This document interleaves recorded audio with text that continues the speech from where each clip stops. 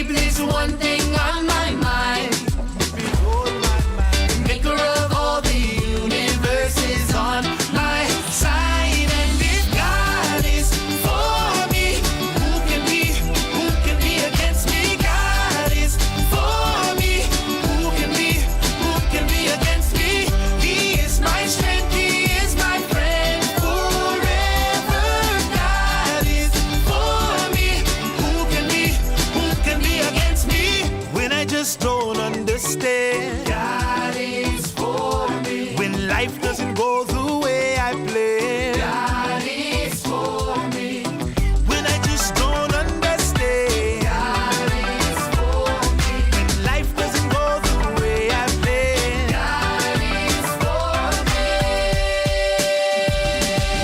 If God is for me, who can be against me? God is for me, who can be against me? He is my strength, he is my friend forever. God is for me, who can be against me? God is for me, who can be against me?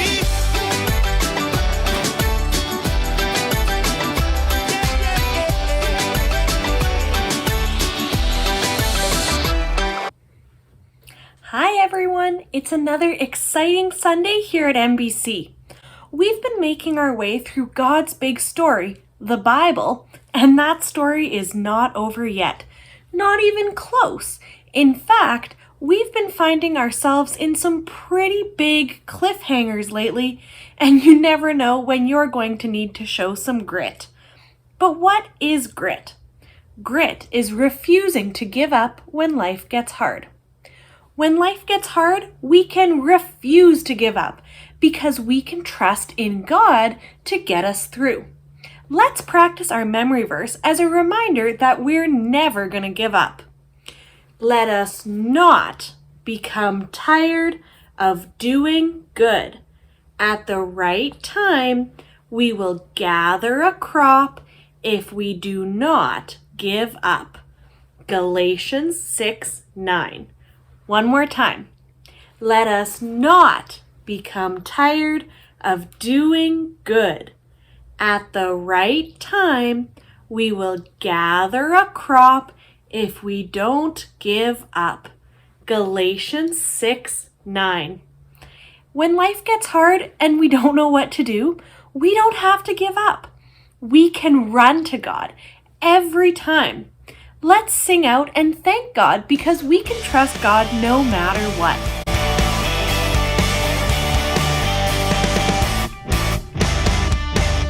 If there's one thing we can count on, it's that God will never let us down, and we can trust everything He does. He keeps His promises, we know, because, yeah, the word of the Lord holds true.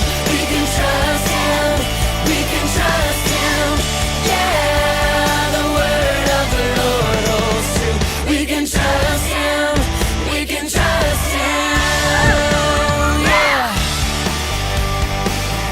Oh, yeah. If there's one thing we can count on, it's that God will never let us down, and we can trust everything He does. He keeps His promises, we know, because, yeah, the word of the Lord holds true. We can trust Him, we can trust Him. Yeah, the word of the Lord holds true. We can trust Him, we can trust Him. Yeah, the word of the Lord holds true. We can trust Him, we can trust Him.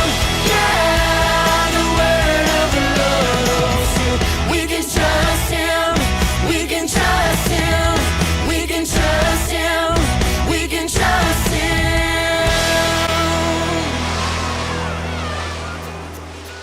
In the beginning, God created the world and everything in it, including people. But people turned away and broke their relationship with God. But God had a plan. God called a man named Abraham and his wife Sarah. God promised to bless the whole world through their family. Last week, we looked at what happened to one of Abraham's great-grandkids, Joseph. Joseph was his father's favorite son, but his brothers were so jealous that they sold Joseph to some traders who took him all the way to Egypt.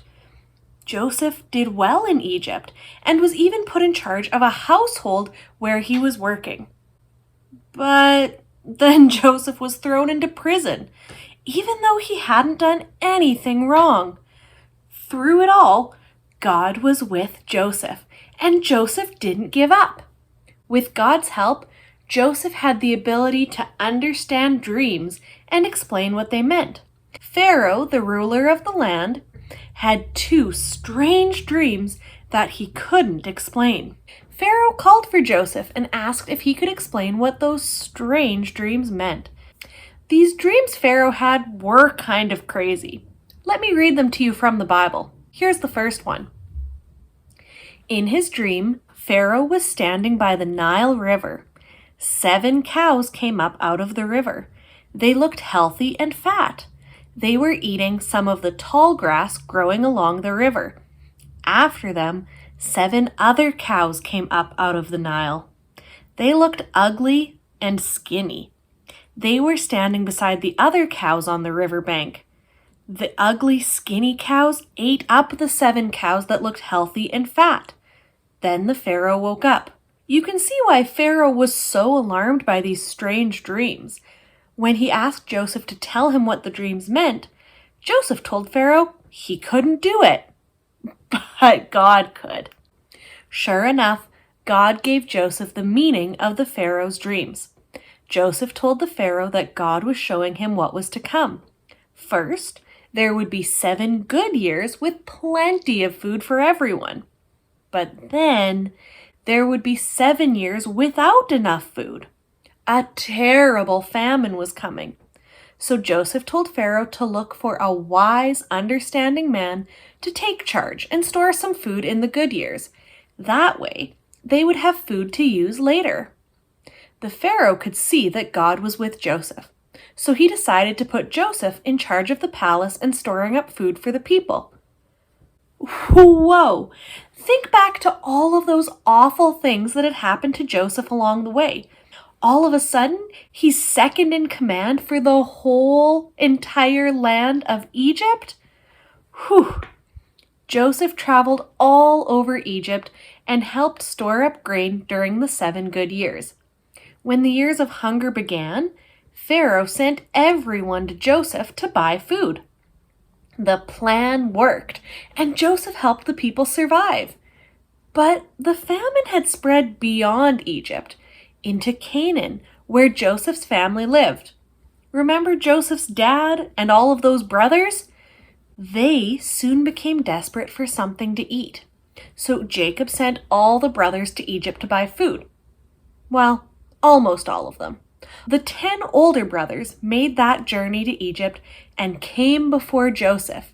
They bowed to him, just as Joseph had dreamt about so long before. Joseph recognized them, but they didn't know who he was. So Joseph decided to test them by saying, "You are spies!" The brothers explained no, they had just come to buy food. But Joseph continued to test them. He ordered them to leave their brother Simeon behind, return home, then come back with their youngest brother Benjamin. That way, they could prove their innocence. Joseph had their sacks filled with grain and sent them away. Along the way, the brothers discovered that all their money had been returned. When the brothers got home, they showed the grain to their father Jacob and told him everything that had happened. At first, Jacob refused to let Benjamin go.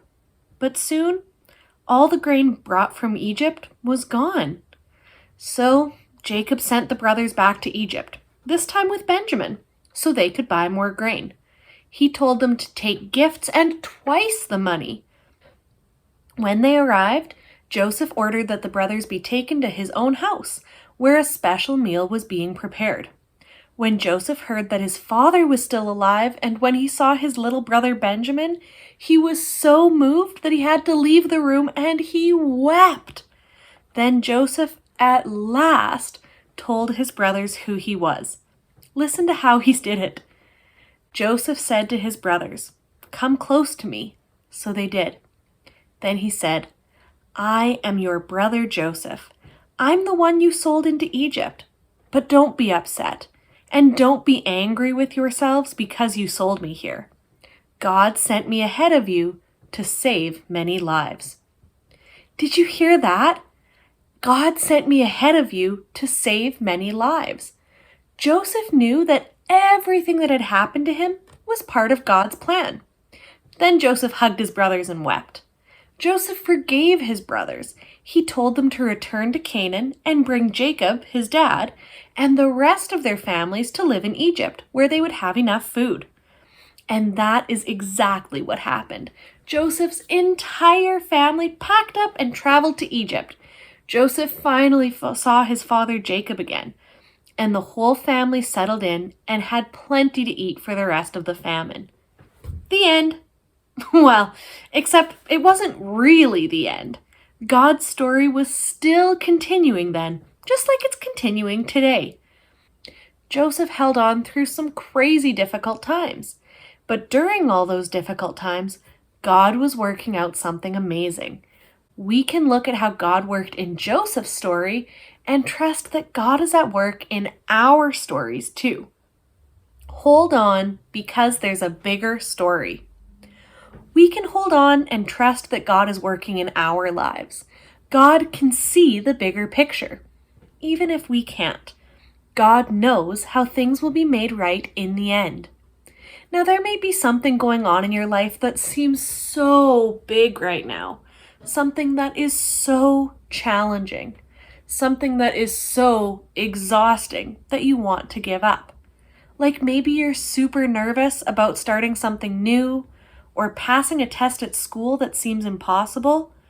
Maybe you lost a friend or a family member or someone you're close to is going through a hard time. No matter what you or I face, though, we can trust God. That will help us to hold on and face our challenges with grit. It's really cool how God had a bigger story in mind for Joseph through all those ups and downs of his life. And in the end, God made sure that Joseph was able to save his whole family. And there's more. Hundreds of years later, Jesus was born into Joseph's family line. And because Jesus, God's Son, died on the cross, we can be forgiven. Talk about being part of a bigger story.